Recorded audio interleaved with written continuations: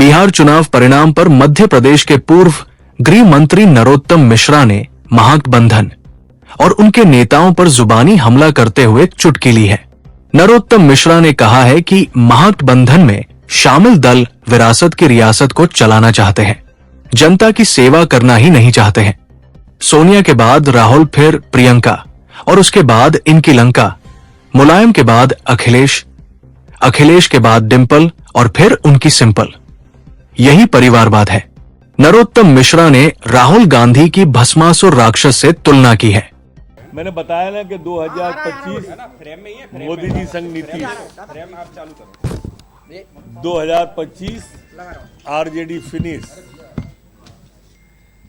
ये स्थिति है आज कि जो वोट चोरी का यात्रा निकाल रहे थे बिहार में, आज जनता ने उनको वोट चोरी का जवाब दे दिया। मेरी अगर पुरानी बाइट देखेंगे, जब मैं बिहार में था तो मैंने कहा था कि राहुल गांधी जी 2 अंक पे नहीं आ पाएंगे, और आप देख लो 2 अंक पे नहीं आ पाए, 10 सीटें भी नहीं आई उनकी। ये उनका है। और चुनाव के पहले ही पचमढ़ी में सैर करने आ गए, मतदान के पहले। इससे भी समझ में आता था कि ये जानवरों को देखने के लिए पचमढ़ी में आ गए, घूम रहे हैं सफारी में बैठ के, खुली हुई गाड़ी में बैठ के, तो कहाँ से कुछ होगा। वो पहले ही भाप चुके थे कि अब बिहार में भी दाल गलने नहीं वाली है। काठ की हाड़ी एक ही बार चढ़ती है। लोकसभा में भ्रम की राजनीति कर ली। अब देश की जनता भ्रम में नहीं आने वाली राहुल गांधी जी के। आरजेडी और राहुल का सफाया हो गया, और अब ये भी हो गया कि राहुल गांधी जी जिस पे हाथ रख देंगे वो भस्म ही होगा। नीतीश जी ने सबक नहीं लिया अखिलेश यादव से।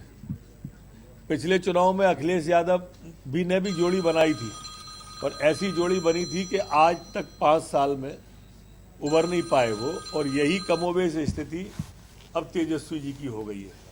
ये जब पंजाब में बाढ़ आई तो घूमने के लिए मॉरिशस चले गए, देश में कोरोना आया तो इटली चले गए।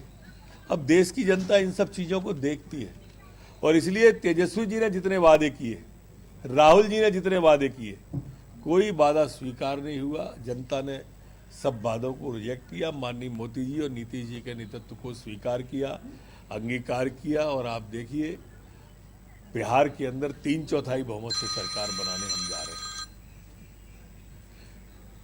लगातार वोट चोरी को लेकर जो मछली पकड़ने के बाद भी जो है जनता ने पुशअप लगाते हैं। जनता ये पुशअप लगाए या मछली पकड़े, ये सब ढोंग समझती है जनता।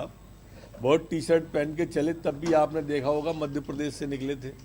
मध्य प्रदेश में क्या स्थिति बनी, पूरे देश में क्या स्थिति बनी, और अब बिहार में मछली पकड़ी, पुशअप लगाए, क्या स्थिति बनी आपके सामने। जातिवाद को लगता नहीं है कि जातिवाद, जिस तरह से जातिवाद को लेकर वो लगातार राजनीति कर रहे थे, वो उनको कहीं ना कहीं खामियाजा होगा। आप देखिए जितनी भी पिछड़ों की सीटें थी, 100% भारतीय जनता पार्टी और नीतीश जी की पार्टी जीती है।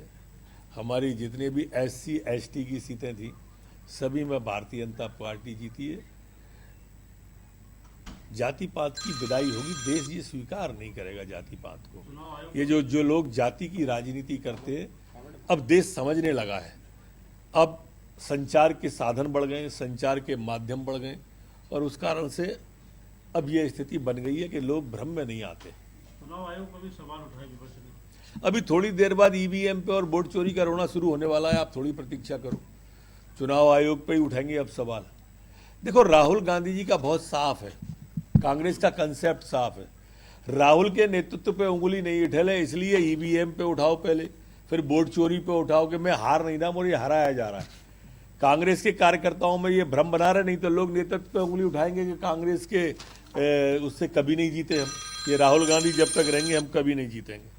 एक पीके फैक्टर भी था, प्रशांत किशोर भी काफी चुनाव में। देखो, कोई फैक्टर नहीं था वहाँ, सिर्फ मोदी जी का फैक्टर था, नीतीश जी का फैक्टर था। एनडीए बहुमत में आने के बाद मुख्यमंत्री कौन हुआ बिहार में, ये संसदीय बोर्ड तय करेगा।